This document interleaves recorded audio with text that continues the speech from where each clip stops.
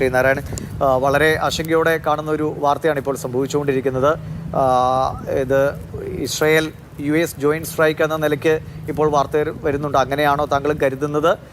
ഇറാൻ്റെ ഒരു മറുപടി ഈ വിഷയം കൂടുതൽ സംഘർഷഭരിതമാക്കില്ല?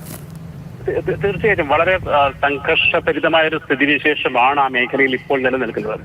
കാരണം വെച്ചാൽ ഈ ബിൽഡപ്പ് തുടങ്ങിയിട്ട് കുറച്ച് ദിവസമായി, ഓൾമോസ്റ്റ് ഒരു വീക്ക് കഴിഞ്ഞു. അമേരിക്കയുടെ പട ആ ഭാഗത്ത് തമ്പടിച്ച് ഇറാനെ ആക്രമിക്കാൻ ശ്രമിക്കാൻ തുടങ്ങിയിട്ട് കുറച്ച് ദിവസമായി. പക്ഷേ അമേരിക്ക നേരിട്ട് ആക്രമിക്കുന്നതിന് പകരം ഇസ്രായേലിൽ കൂടെ ഈ ആക്രമണം നടത്തി എന്ന് വേണം നമുക്ക് കരുതാൻ. അത്തരത്തിലുള്ളൊരു സാഹചര്യം ഈ സ്ഥിതിഗതികൾ കൂടുതൽ വഷളാക്കാനാണ് സാധ്യത. കാരണം ഇതിനു മുമ്പും ഇസ്രായേലിന്റെ ആക്രമണം ഉണ്ടായ സമയത്ത് മായി തിരിച്ചടിച്ചിട്ടുണ്ട് എന്നുള്ളത് നമുക്ക് ഓർക്കേണ്ടതായിട്ടുണ്ട്. അതുകൊണ്ട് തന്നെ ഈ സാഹചര്യത്തിൽ ഇറാൻ തിരിച്ചടിക്കുകയാണെങ്കിൽ, ഇസ്രായേലിനെ തിരിച്ചടിക്കുകയാണെങ്കിൽ അത് ആ മേഖലയിലെ സംഘർഷം വളരെ വഷളാക്കാനുള്ളൊരു സാധ്യത നിലനിൽക്കുന്നുണ്ട്. അത് മാത്രവുമല്ല, ഇസ്രായേൽ ഇറാൻ പ്രശ്നത്തെക്കാൾ കൂടുതൽ ഇപ്പോൾ ആ മേഖലയിൽ തന്നെ നോക്കുകയാണെങ്കിൽ ഇപ്പോൾ പാകിസ്ഥാൻ, അഫ്ഗാനിസ്ഥാൻ ആ മേഖലയിൽ വലിയ രീതിയിലുള്ള സംഘർഷത്തിന്റെ കനലുകൾ പല ഭാഗങ്ങളായിട്ട് കിടക്കുന്നുണ്ട്.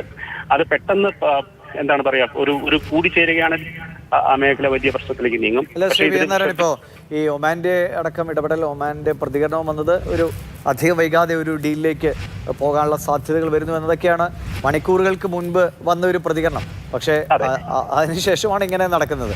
ഇത് പുറമേക്കൊന്നും പിന്നിൽ മറ്റൊന്നും എന്ന നിലയ്ക്കാണല്ലോ. ഇത് ഒരു കാര്യം നമ്മൾ ഇതിനകത്ത് ശ്രദ്ധിക്കേണ്ടത്, ഒരു പ്രധാന കാര്യം എന്നാണ് എനിക്ക് തോന്നുന്നത്, അമേരിക്കയാണ് അവിടെ ഈ പട ഒരുക്കം നടത്തിയത്. പക്ഷേ അമേരിക്ക ആക്രമിക്കാതെ ഇസ്രായേലിനെ കൊണ്ട് ആക്രമിപ്പിച്ച് തൽക്കാലം ആ സിറ്റുവേഷനിൽ നിന്നും ഒഴിഞ്ഞു നിൽക്കാനുള്ള അമേരിക്കയുടെ ഒരു തന്ത്രമായിട്ട് വേണമെങ്കിൽ ഇതിനെ കാണാൻ സാധിക്കും. കാരണം അത്ര വലിയ രീതിയിലുള്ള ഒരു പടയൊരുക്കമാണ് അമേരിക്ക നടത്തിയത്.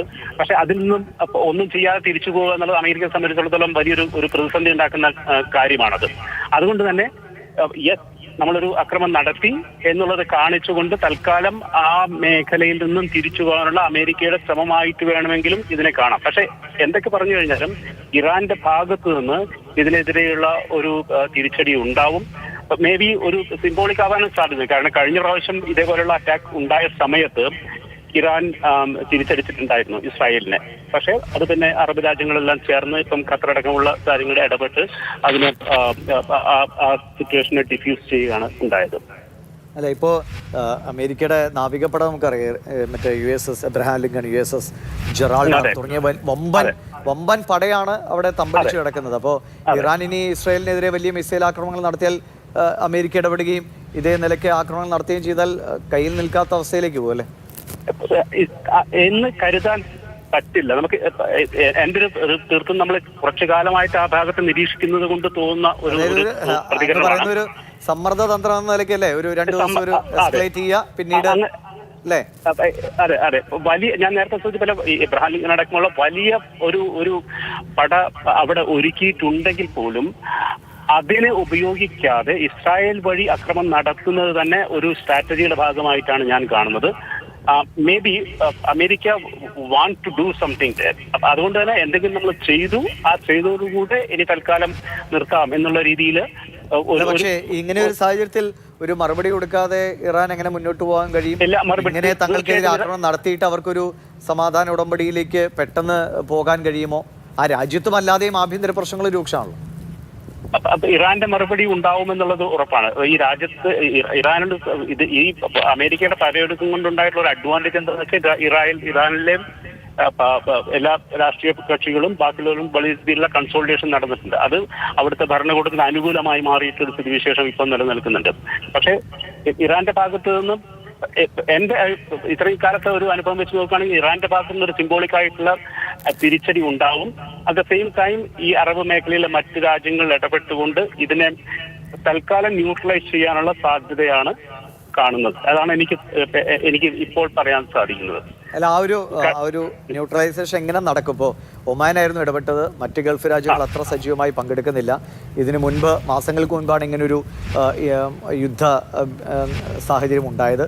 ഈ സമാധാന ചർച്ച നടക്കുന്നതിനിടയിൽ തന്നെ ഇസ്രായേൽ ഇങ്ങനെ പെട്ടെന്ന് ഒരു ആക്രമണം നടത്തുന്നു. അപ്പോൾ എന്ത് പറഞ്ഞ് ഇറാനെ വരുതിയിലാക്കാൻ ഒമാൻ അടക്കമുള്ള രാജ്യങ്ങൾക്കും കഴിയും? കാരണം നിലവിൽ ഇറാൻ ഒരു അവർക്കൊരു എഡ്ജ് ഉണ്ടല്ലോ, കാരണം അവരൊരു സമാധാന ചർച്ചയ്ക്ക് വഴങ്ങി. അത് നടക്കുന്നതിനിടയിൽ തന്നെ ഇസ്രായേൽ ഇങ്ങനെ ഒരു കടന്നാക്രമണം നടത്തുമ്പോൾ എങ്ങനെയാണ് ഇറാനെ സമാധാന വഴിയിലേക്ക് കൊണ്ടുവരാൻ കഴിയുക? ഇതിനു മുമ്പും ഇതേപോലുള്ള സമാധാന ചർച്ചകൾ നടക്കുന്നതിനിടയ്ക്കാണ് അമേരിക്ക ഖത്തറിൽ ആക്രമണം നടത്തിയിട്ടുണ്ടായിരുന്നത്.